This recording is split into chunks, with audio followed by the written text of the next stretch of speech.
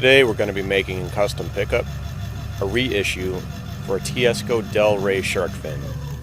The original pickup had a lead that was broken on it, so the only choice we were left with was to respin the bobbin and create a new one.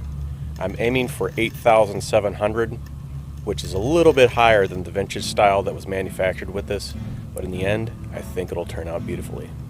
Stay tuned to see how it sounds.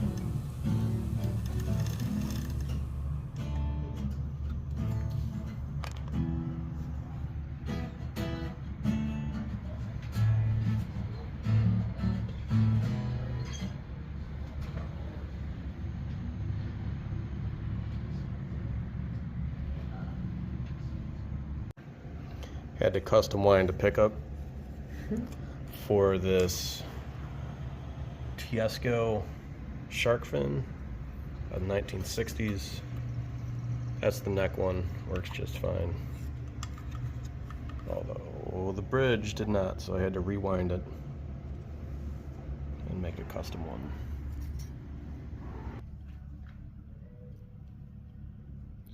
So testing the pickup, reading about 9, dropping because it's a little bit hotter from the solder. That'll happen. So right now we have the magnets in our gauzer or remagnetizer, how you want to say it. So that way they'll be nice and punchy when we put them back in there. Hey, welcome back to TC Guitar Co. Yesterday we tore apart this Tiesco Del Rey shark fin. Beautiful guitar from the 1960s. What ended up being the problem is the bridge pickup was not working. So we ran a few tests on it with a multimeter and determined that one of the leads on the inside was broken. So unfortunately what that means is having to take it all apart and respin the pickup. As you can see, I already got my leads on there, it's already spun. What we're going to be doing now is taking it back to the waxing pot, come on, and we're going to dip it in wax. So the whole process of this is when you spin pickups, the winding is supposed to be nice and tight, otherwise there's like air gaps that get created in there. And without dipping it in wax or potting it, as it so to speak, is that you will get any and all sort of reverberations when the guitar is tapped on. It acts almost like a microphone, like a piezoelectric acoustic microphone. So by doing this, it ensures that everything's nice and tight and you don't get that effect to it. So it looks like right now we are about 159-ish. You usually want to be about 150 is your safe point so you don't melt the bobbin or anything like that.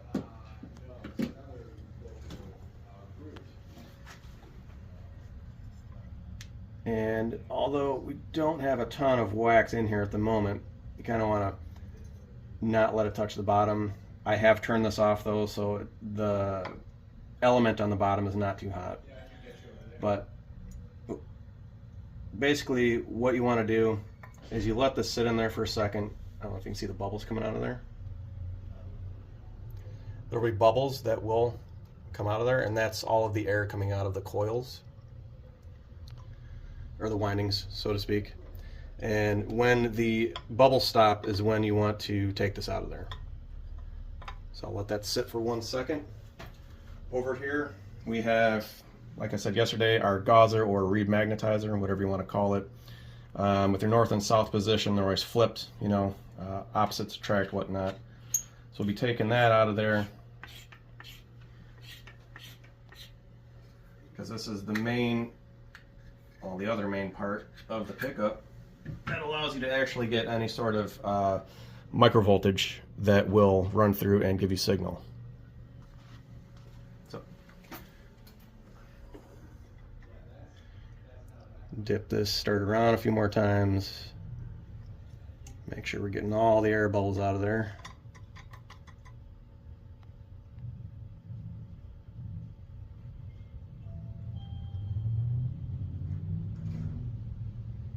Looks like that's gonna sit for a second. So I'm gonna go ahead and let that sit for a second and I'll rejoin you in a few seconds. All right, now that we're done dipping it in the wax, we're gonna do a multimeter reading on it to see where we're at in terms of windings. Did 87, it is vintage. Guessing that's gonna read a little bit higher because of the wax yeah, 8.83, so dipping down. It's about right about where we want it. So that's good news. It shows that the continuity is there, the connection's good. Now I'm going to switch this over to the microvolts and see what we can see in terms of voltage coming off of it.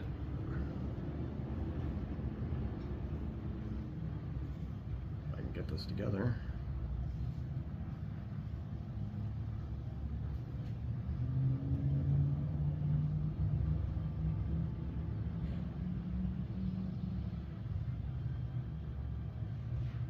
So yeah, as you can see on the multimeter,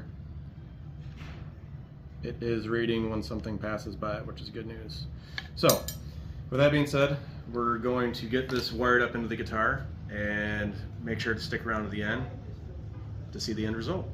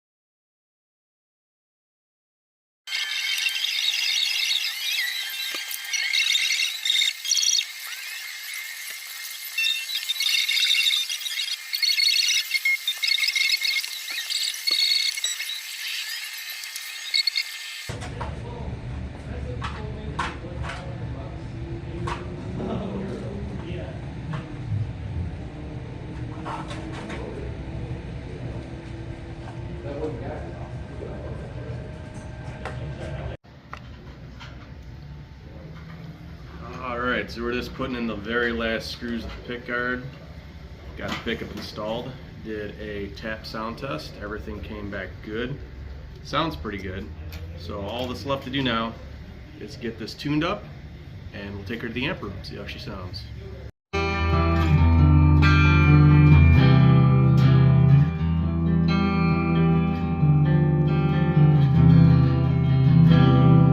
Alright, so we finally got it all tuned up, ready to go after rewinding this pickup. This was the one right here that needed to be done. Unfortunately, being from the 60s, you know, you tend to have things that break after a while. It happens.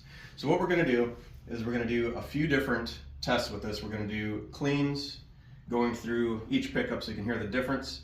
Mind you, the one that I spun, it did get potted and waxed, meaning there is no microphonics going on. This one, I have it selected right now, like, you can hear the tapping. This one was not potted. There is no wax on the copper, so it has that microphone sort of quality to it. Then we're gonna go into overdrive, distortion, what everybody wants to hear. And we're also messing around with this GE7 Boss EQ that is made in Japan, and just to kind of showcase what can be done. So here's the old pickup, the neck.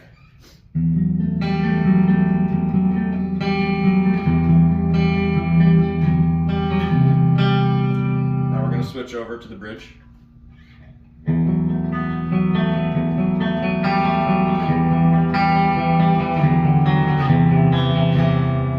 Definitely hear a lot of difference between the two.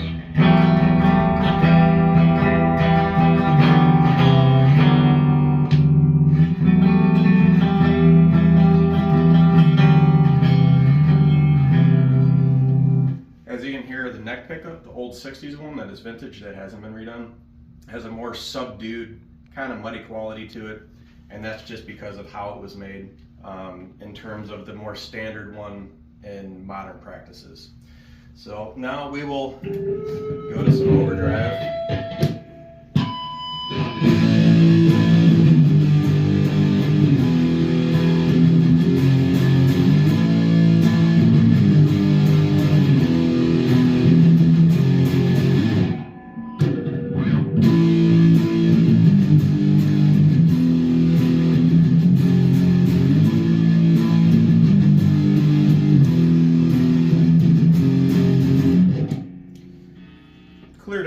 between the two. Not so much of a distortion on it though.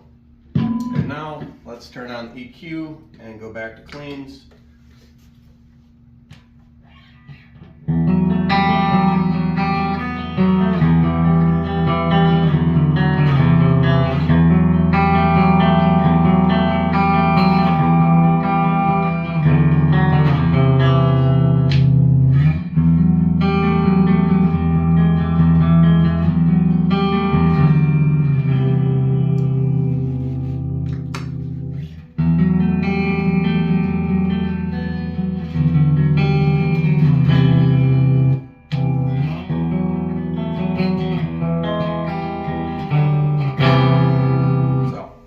As you can see, EQ does help a lot. We're actually running it through the effects loop right now. Great rental cab, by the way, too. So if you have any projects you're working on, need something done, some custom parts built for your guitar, we can do pickups for you. You name it, we can do it. Traverse City Guitar Company, we're here for you.